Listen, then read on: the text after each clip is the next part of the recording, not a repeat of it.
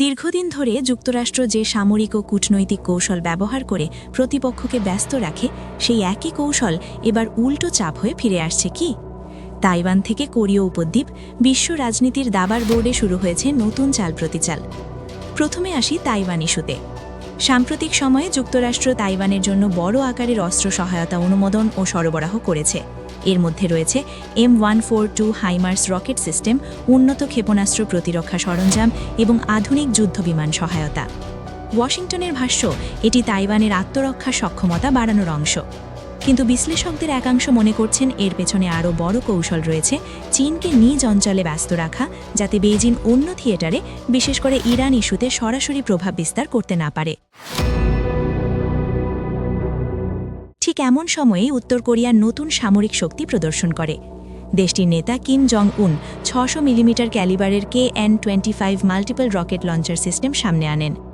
দাবি করা হচ্ছে এই সিস্টেম প্রায় 400 থেকে 450 কিলোমিটার দূরত্বে আঘাত হানতে সক্ষম এবং ট্যাকটিক্যাল নিউক্লিয়ার ওয়ারহেড বহন করতে পারে। আন্তর্জাতিক নিরাপত্তা বিশ্লেষকদের কেউ কেউ মনে করছেন এটি চীনের প্রতি কৌশলগত সমন্বয়ের বার্তা। যদিও চীনের সরাসরি নির্দেশে উত্তর কোরিয়া মিসাইল ফায়ার করেছে এমন দাবির পক্ষে প্রকাশ্য প্রমাণ নেই, তবুও সময়কাল ও ভূ রাজনৈতিক প্রেক্ষাপট অনেক প্রশ্ন তৈরি করছে। এদিকে যুক্তরাষ্ট্র একাধিক ফ্রন্টে সামরিক ভারসাম্য রক্ষা করছে। F-22 Raptor, F-35 lightning II এবং FA-18 হর্নের যুদ্ধবিমান বিভিন্ন ঘাঁটিতে রোটেশনাল মোতায়েনে রয়েছে। পূর্ব এশিয়ায় উপস্থিতি ধরে রাখা এবং একই সঙ্গে মধ্যপ্রাচ্যে প্রস্তুতি বজায় রাখা এখন বড় চ্যালেঞ্জ। সাম্প্রতিক সময়ে কোরীয় উপদ্বীপের আকাশসীমায় চীনা ও মার্কিন যুদ্ধবিমানের ঘনিষ্ঠ মুখোমুখি অবস্থানও পরিস্থিতিকে আরও সংবেদনশীল করেছে।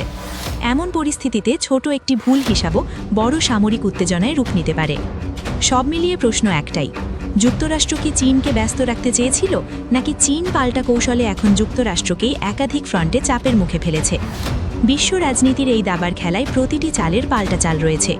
তাইওয়ান, কোরীয় উপদ্বীপ এবং মধ্যপ্রাচ্য, তিনটি অঞ্চল এখন একই ভূ রাজনৈতিক সমীকরণের অংশ। পরিস্থিতি কোথায় গিয়ে দাঁড়ায় সেটিই এখন দেখার বিষয়।